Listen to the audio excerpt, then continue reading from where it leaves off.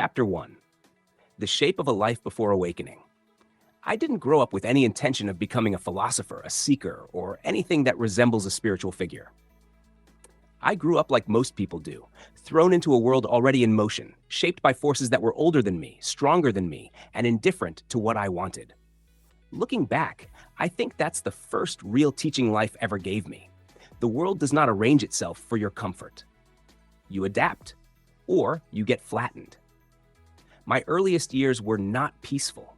They were fractured, loud, unpredictable, marked by the kind of turbulence that most children don't have a name for, but understand instinctively. That chaos carved something into me long before I had language for it. It etched a habit of watching. Before I ever learned how to explain myself, I learned how to observe. People think children don't notice the things adults hide, but children notice everything. I noticed my father's stubborn integrity long before I understood what integrity was. I saw the way he refused to bend, even when bending would have made his life easier. I saw how he stood behind his people the way a leader should, even when the world condemned the man he admired for doing that very thing. My father never explained it as a philosophy. He lived it, and that was enough. If I inherited anything worthwhile, it came from him. But life didn't hand it to me gently. Like anyone forged in hardship, I carried the pendulum inside me. Some years I swung toward arrogance, believing I had survived enough chaos to justify hard edges and sharper words. Other years I swung toward self-sacrifice, trying to fix everything around me, even at the cost of myself. I didn't know it then, but both extremes were masks built over the same wound. Both were reactions, not choices. You don't understand that until you're older. You don't understand it until you've lived long enough for the swing to exhaust you. Somewhere along the way, the pendulum slowed. Then it quieted. Eventually, it stopped pulling me into its arc. That didn't happen in a church pew. It didn't happen in a meditation hall. It didn't happen in a moment of revelation or in the aftermath of a psychedelic trip. It happened the only place awakening ever truly happens, in lived experience. Slowly, then all at once. But before the clarity came, there were decades of motion. Decades of mistakes. Decades of survival. Decades of watching people destroy themselves through insecurity, fear, and the hunger for approval. Decades of learning that integrity isn't an image, it's how you behave when nobody is watching. And decades of discovering again and again that the people with the loudest certainty often have the weakest understanding. If there is one thing my early life taught me, it is this. People cling to illusions because reality terrifies them, and they will fight to protect the illusion long before they ever question it. I didn't know it then, but that single truth would become the quiet compass that guided many of the choices I made later in life. Choices that pushed me out of certain rooms, out of certain jobs, and away from certain people. Not because I was better than anyone in them, but because the clarity I carried broke their comfort. And people will exile anything that threatens their illusion. There's no bitterness in that, just fact. Before awakening, before clarity, before the understanding of the IS ever fully came into view, my life looked like anyone else's on the surface. Work, survival, pain, small joys, losses that carved deep, and moments of wonder that stitched the cracks shut again. I traveled, not as a tourist, but as someone trying to live inside the culture enough to understand it. I made friends. I made enemies. I lived through marriages and heartbreaks, sickness and recovery, hard labor and quiet moments of unexpected peace. There was no single direction, no singular calling, no grand narrative. Just a man trying to live, to understand, and to keep his integrity intact through each shift in the wind. But under the surface, where most people never look, something was forming. A pattern, a thread, a way of seeing that kept deepening without my permission. Every hardship was sanding something down. Every mistake was removing another layer of illusion. Every experience was teaching me how to stand in myself without reaching outward for approval or inward for certainty. I didn't know it then, but the foundation of awakening was already being laid. Not through rituals, not through beliefs, not through teachings, but through the lived texture of a life wrestled with honestly. This chapter isn't the story of enlightenment. It's the story of what comes before it. Because before the clarity comes, life teaches you how to look. And before the awakening begins, life teaches you how to survive it.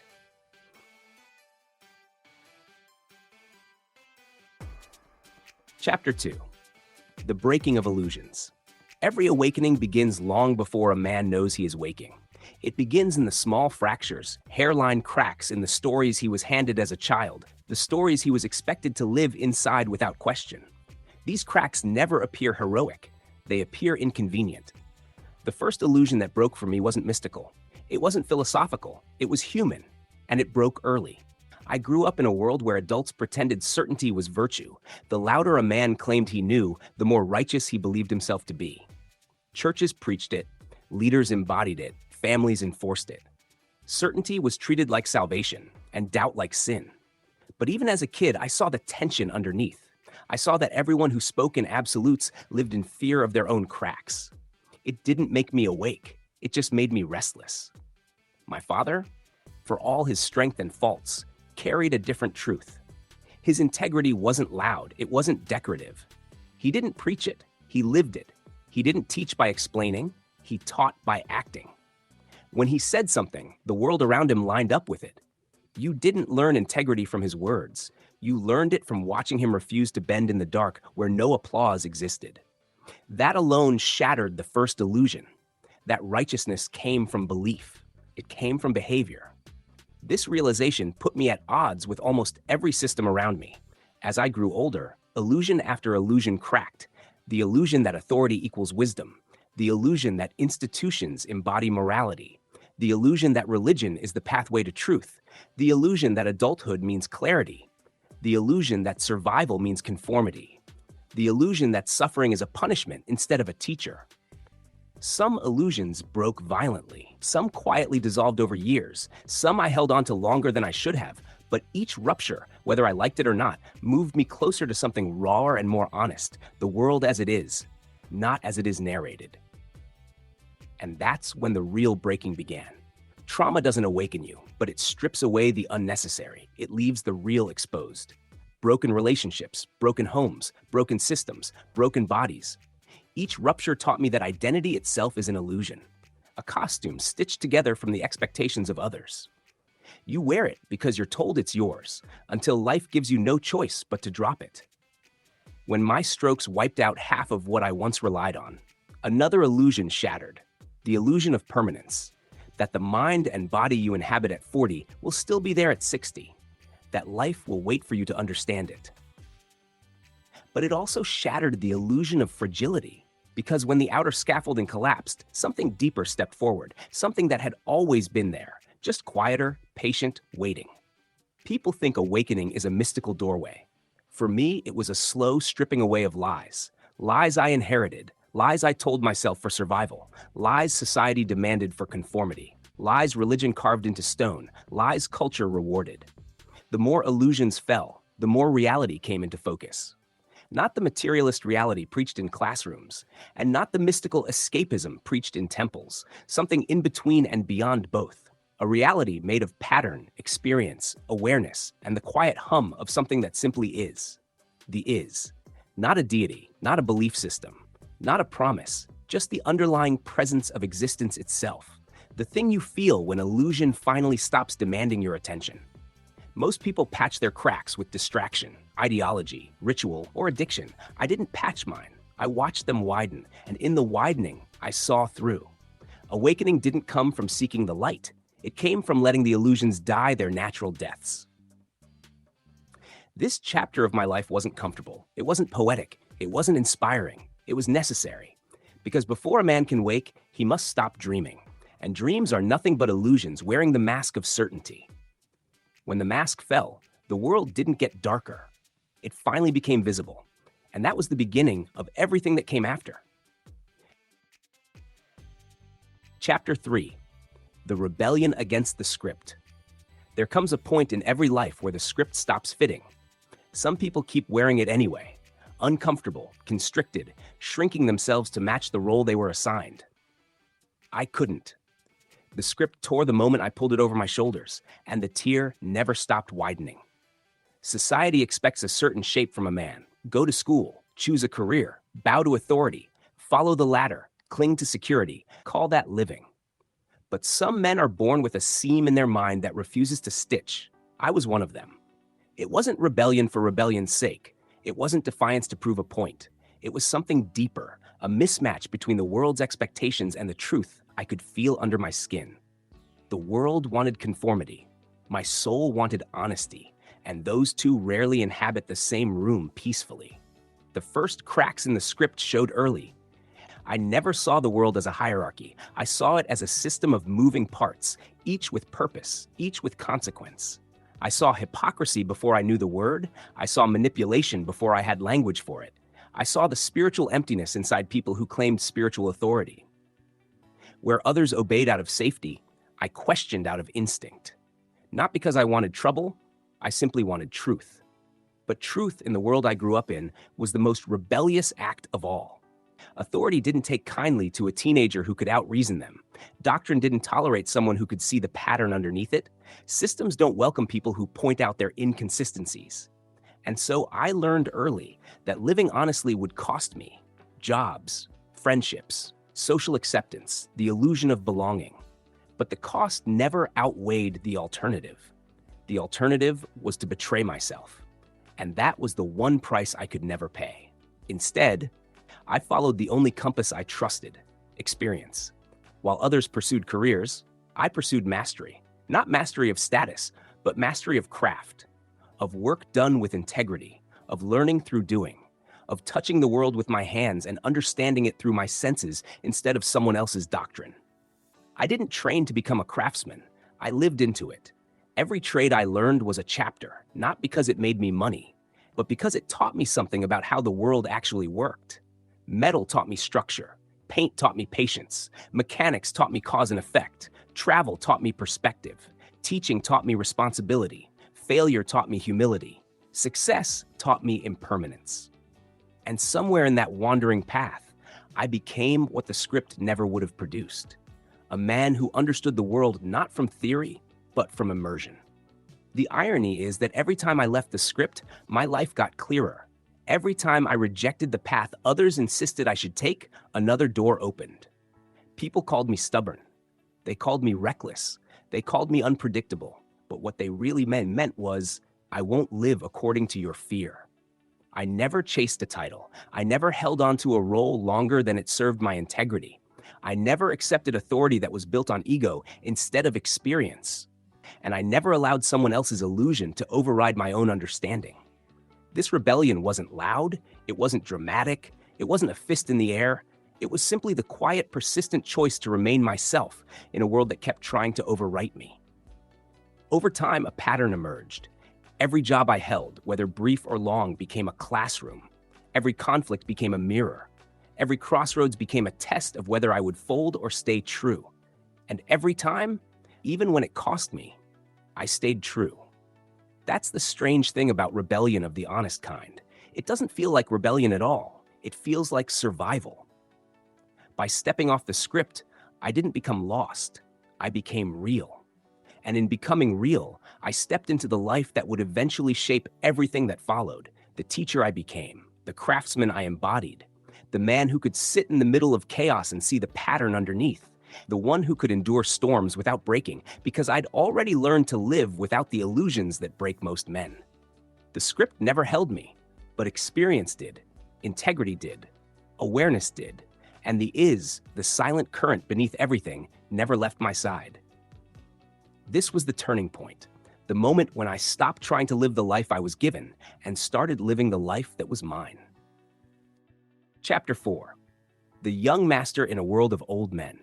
Most people spend the first 20 years of their lives learning the rules. I spent mine breaking them, not with recklessness, but with precision, where others were told, this is how it's done. I was already asking, but why? And more importantly, why not this instead? I didn't climb the ladder of my craft. I ate the ladder, broke it into pieces, and rebuilt it into something sturdier. By 19, while most of my peers were still figuring out basic adulthood, I was doing what full-grown men had spent decades trying to master. Not because I was special, because I was fully immersed. Painting wasn't a hobby. It wasn't a job. It was oxygen. Where other young men were chasing parties, I was chasing perfection in a coat of clear. Where they were learning responsibility, I was learning chemistry, temperature, humidity, flash time, substrate behavior. and how to see a flaw at a tenth of a millimeter with a naked eye. That kind of focus produces results you can't fake, and results, eventually, speak louder than age. I became an instructor at 29, not because I applied, because the school found me. They heard my work before they ever saw my face, and when they finally saw the man behind the reputation, the looks were always the same. You're the one? I didn't look like the other instructors. They were all in their 50s and 60s, some pushing 70, men who had been doing this longer than I'd been alive. Gray-haired. Long resumes, credentials on the wall. And then there was me, under 30. No credentials, no pedigree, just a body of work that shut every doubt up the moment they saw it. I wasn't hired to teach. I was hired because I embodied the thing the school claimed to teach. That's the difference.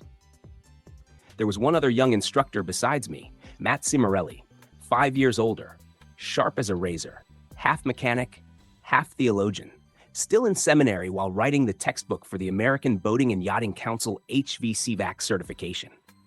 Between the two of us, we were the outliers. We were the kids in a world of lifers, and oddly enough, the old guys respected the hell out of us because they saw something familiar, a kind of relentless devotion to the craft they thought only existed in their own generation. Matt taught systems, I taught finish. He explained the inner workings, I taught the final truth, the coat you can't hide behind, the one part of the job where bullshitting dies and skill either stands or collapses. Students would drift toward us, not because we were young, but because we understood something most teachers never grasp. Craftsmanship isn't taught, it's transmitted. It's passed through demonstration, through repetition, through stories about failures, through the quiet moments where a student watches you work and realizes that mastery is not a trick, it's a way of seeing. I wasn't teaching technique, I was teaching attitude, attention, integrity, respect for the material, patience, humility, before the reality that paint does not care about your ego. Real craftsmen don't bend the material to their will. They collaborate with it. And that was my classroom philosophy long before I had the vocabulary for it. But here's the part most people miss. I didn't stay at the school nonstop. Every time I felt the edges of my mastery dulling, I went back to the field, back into real shops, real booths, real deadlines, real pressure. Because a teacher who stops doing stops knowing. And I knew that the moment I stopped touching the work, I'd become just another man teaching rules he no longer understood. So I oscillated. School, shop, each cycle giving me something new to bring back to the classroom. The older instructors envied that mobility. They were anchored by age, by burnout, by routine, but I was still young enough and still hungry enough to keep the craft alive inside me. What the school didn't realize they were hiring was not just a painter or an instructor. They were hiring a bridge between generations, between theory and application, between tradition and innovation, between the world of men who learned by doing and the world of students who learned by watching, listening, and experimenting. And though I never said this out loud, I felt it every day. I was born to teach, but only because I was born to learn. The teaching was just a byproduct of the learning. By the time I hit 30, I had already lived 2 full careers, and I had a reputation that old men twice my age envied and respected. Not because I demanded it, because it was undeniable. Mastery does that, integrity does that, consistency does that. And even back then, before any awakening, before the plane, was anything more than a faint whisper in my life, I already understood one truth that would carry me into every chapter that followed.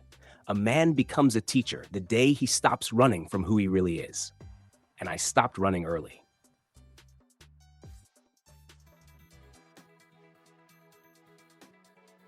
Chapter 5.